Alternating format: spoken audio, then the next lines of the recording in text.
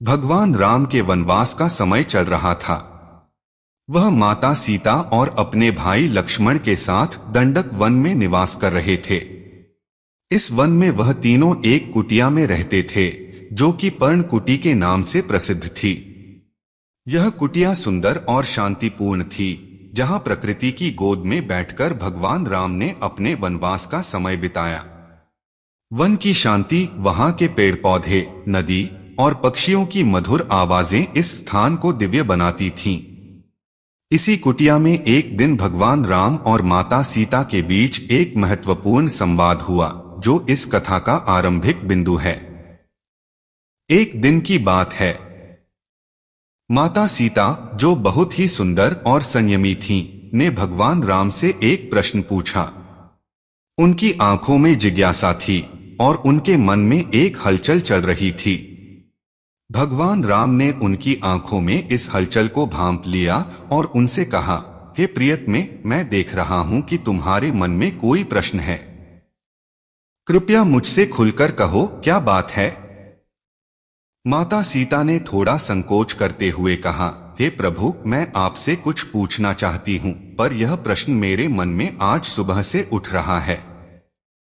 जब मैं पूजा के लिए फूल तोड़ने गई थी, तो मैंने कुछ स्त्रियों को देखा। उनमें से एक स्त्री बहुत ही दुखी और उदास थी, जबकि अन्य स्त्रियां बहुत खुश और सुखी जीवन जी रही थीं। वह दुखी स्त्री विधवा थी और बाकी स्त्रियां अपने पतियों के साथ हंसी खुशी जीवन व्यतीत कर रही थीं। मुझे यह देखकर बहुत दुख हुआ और मेरे मन में यह प्रश्न उत्पन्न हुआ कि आखिर ऐसा कौन सा पाप है जिसके कारण कोई स्त्री समय से पहले ही विधवा हो जाती है, और कौन से ऐसे कार्य हैं जिन्हें एक पतिव्रता स्त्री को अपने जीवन में कभी नहीं करना चाहिए। भगवान राम ने इस गहरे और संवेदनशील प्रश्न को ध्यान से सुना। वह माता सीता के मन में उठने वाले इस प्रश्न के महत्व को समझ गए और बोले, हे सीते, यह बहुत ही महत्वपूर्ण प्रश्न है। तुम्हारा यह प्रश्न हर स्त्री के जीवन के लिए एक गहरी शिक्षा है।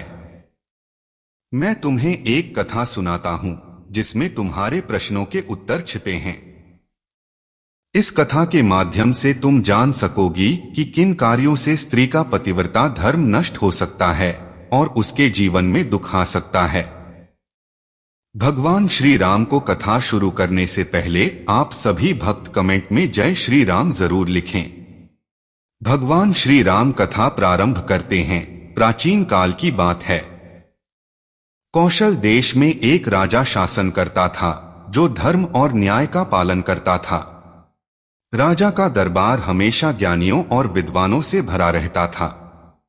उसी राजा के दरबार में एक नौकर था, जो अपने कार्यों में निपुण और अपने राजा का आज्ञाकारी था। इस नौकर की एक पत्नी थी, जो अत्यंत सुशील, पतिव्रता और चरित्रवान थी। नौकर अपनी पत्नी पर बहुत गर्व करता था और वह हमेशा उसकी तारीफ करता रहता था। वह कहता, मेरी पत्नी अत्यंत पतिव्रता है। वह मेरे सिवाय किसी अन्य पुरुष की ओर देखती भी नहीं है। इस नौकर की बातें धीरे धीरे नगर में फैलने लगी। लोग उसकी पत्नी के चरित्र की प्रशंसा करने लगे। नौकर का आत्मविश्वास और उसकी पत्नी के प्रति प्रेम और भी अधिक बढ़ गया। वह अब हर जगह अपने पत्नी की प्रशंसा करता और कहता कि उसकी पत्नी इतनी चरित्रवान है कि वह कभी भी अपने पतिव्रता धर्म से विचलित नहीं हो सकती। इस बात की चर्चा जब नगर में बढ़ने लगी, तो यह राजा के दरबार तक भी पहुंच गई। एक दिन राजा ने अपने दरबार में नौकर को बुलवाया। नौकर बहुत ही विनम्रता से राजा के सामने प्रस्तुत हुआ। राजा ने मुस्कुराते हुए उससे कहा, मैंने सुना है कि तुम्हारी पत्नी बहुत ही चरित्रवान और पतिव्रता है। क्या यह सत्य है? नौकर ने सिर झुकाकर उत्तर दिया, हाँ महाराज, यह सत्य है। मेरी पत्नी अत्यंत चरित्रवान और पतिव्रता है। मुझे उस पर पूर्ण विश्वास है। वह कभी भी अपने पतिव्रता धर्म से विचलित नहीं हो सकती। राजा ने कहा, यदि तुम्हारी पत्नी इतनी ही चरित्रवान है तो यह सिद्ध भी होना चाहिए। यदि तुम इसे सिद्ध कर सको तो मैं तुम्हें बहुत बड़ा इनाम दूंगा। लेकिन यदि तुम असफल हुए और तुम्हारी पत्नी का पतिव्रता धर्म नष्ट हुआ तो तुम्हें कड़ी सजा दी जाएगी। नौकर, जो अपनी पत्नी के चरित्र पर अटूट विश्वास करता था, बिना किसी हिचकिचाहट के राजा की चुनौती को स्वीकार कर लिया। उसने कहा, महाराज, मुझे अपनी पत्नी पर पूर्ण विश्वास है। वह कभी भी अपने धर्म से विचलित नहीं हो सकती। यदि मैं असफल रहा तो मैं फांसी की सजा भुगतने के लिए भी तैयार हूं। राजा के दरबार में एक मंत्री था जो बहुत ही चालाक और कपटी था। वह नौकर की पत्नी के चरित्र की सच्चाई जानने के लिए उत्सुक था। वह नहीं चाहता था कि नौकर का आत्मविश्वास और उसकी पत्नी के चरित्र की प्रशंसा इतनी बढ़ जाए कि वह राजा के दरबार में उसका मान सम्मान बढ़ जाए। मंत्री ने सोचा कि यदि वह नौकर की पत्नी का पतिव्रता धर्म नष्ट कर दे तो उसे राजा से इनाम मिल सकता है। उसने राजा से कहा, महाराज, यदि आप मुझे अनुमति दें तो मैं नौकर की पत्नी का पतिव्रता धर्म नष्ट कर सकता हूं।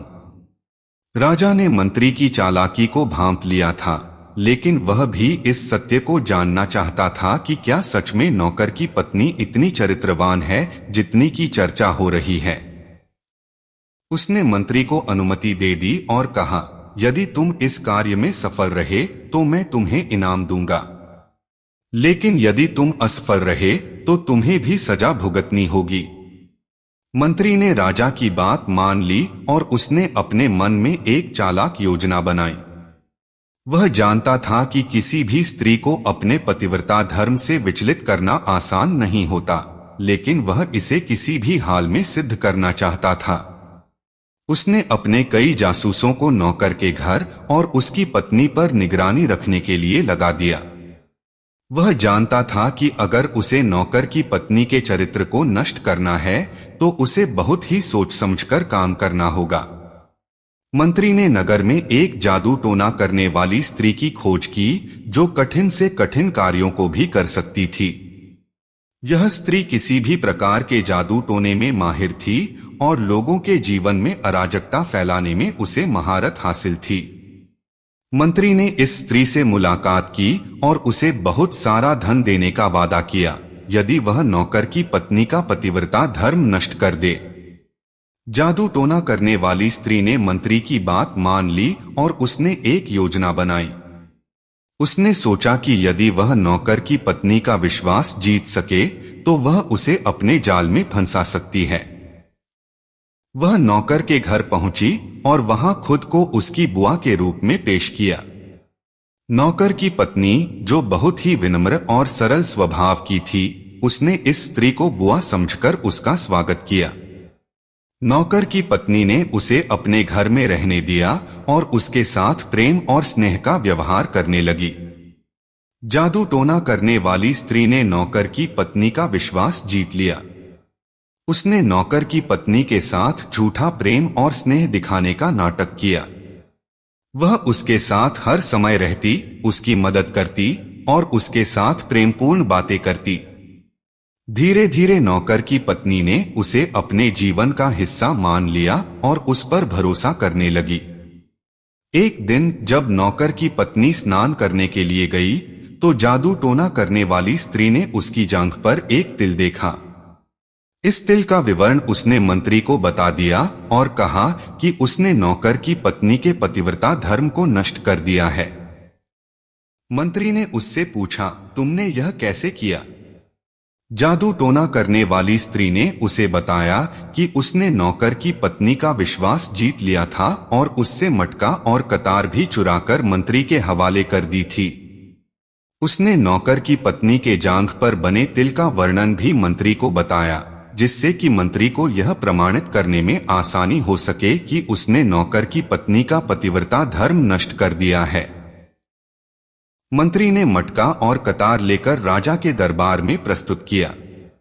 उसने राजा से कहा, महाराज, मैंने नौकर की पत्नी का पतिव्रता धर्म नष्ट कर दिया है। इसके प्रमाण के रूप में यह मटका और कतार आपके सामने प्रस्तुत हैं। इसके अलावा मैं आपको यह भी बता सकता हूँ कि नौकर की पत्नी की जांघ पर एक तिल है, जो इस बात का प्रमाण है कि मैं उसके निकट गया था। राजा ने नौकर को बुलाकर यह सब बताया और कहा, तुम्हारी पत्नी का पतिव्रता धर्म नष्ट हो चुका है, इसीलिए तुम्हें फांसी की सजा दी जाएगी। जब नौकर की पत्नी को यह सब ज्ञात हुआ तो वह बहुत ही दुखी हो गई।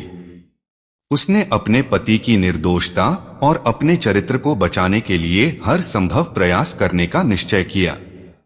उसने सोचा कि अगर वह सच्चाई को राजा के सामने पेश कर सके तो उसे और उसके पति को न्याय मिल सकता है। वह गणिका, नाचने वाली के वेश में राजा के दरबार में पहुंची। उसने राजा से कहा, महाराज, मैं आपके दरबार में नृत्य प्रस्तुत करना चाहती हूँ। राजा ने उसे अनुमति दी। उसके नृत्य को देखकर राजा बहुत प्रभावित हुआ। नृत्य के अंत में उसने राजा से कहा, महाराज, दरबार में एक चोर है जिसने मेरी अंगूठी चुराई है। राजा ने उससे पूछा, यह चोर कौन है? उसने मंत्री की ओर इशारा किया। मंत्री ने अपने बचाव में कहा कि उसने इस स्त्री को कभी नहीं देखा। लेकिन तब नौकर की पत्नी ने अपनी वास्तविक पहचान प्रकट कर दी और राजा को सारी सच्चाई बता दी। नौकर की पत्नी ने राजा को बताया कि मंत्री ने उसके पतिव्रता धर्म को नष्ट करने की कोशिश की थी और उसने जादू टोना करने वाली स्त्री की मदद से मटका और कतार चुराए थे। उसने राजा को यह भी बताया कि उसने कैसे मंत्री और जादू टोना करने वाली स्त्री की चालाकी का पर्दाफाश किया। राजा ने जादू टोना करने वाली स्त्री को दरबार में बुलवाया और उससे सच्चाई उगलवाई। मंत्री की साजिश का पूरा पर्दाफाश हो गया। राजा ने मंत्री को फांसी की सजा दी और नौकर की पत्नी के पतिव्रता धर्म को पुनः स्थापित किया।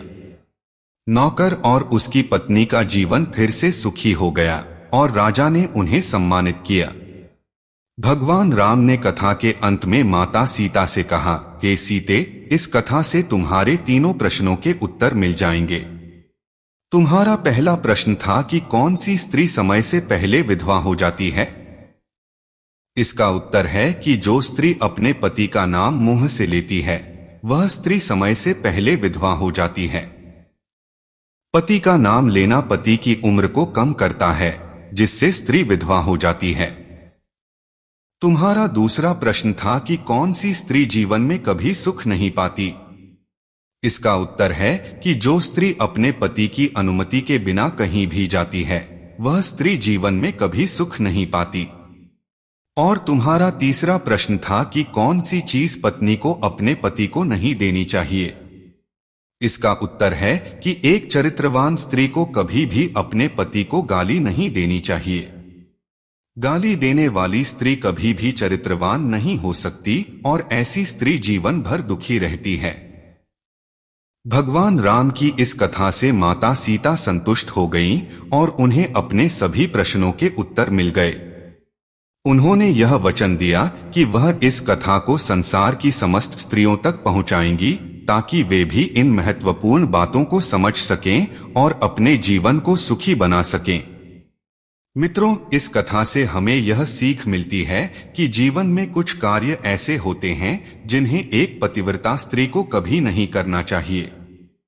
हमें अपने जीवन में सदाचार, संयम और अपने धर्म का पालन करना चाहिए ताकि हम और हमारे परिवार सुखी रह सकें। इस कथा के माध्यम से भगवान राम ने हमें जो शिक्षाएं दी हैं, उन्हें हम अपने जीवन में अपनाकर अपने परिवार और समाज में सुख शांति ला सकते हैं। यदि आपको यह कथा अच्छी लगी हो तो इसे अपने मित्रों और परिवार के साथ अवश्य शेयर करें। जय श्री राम।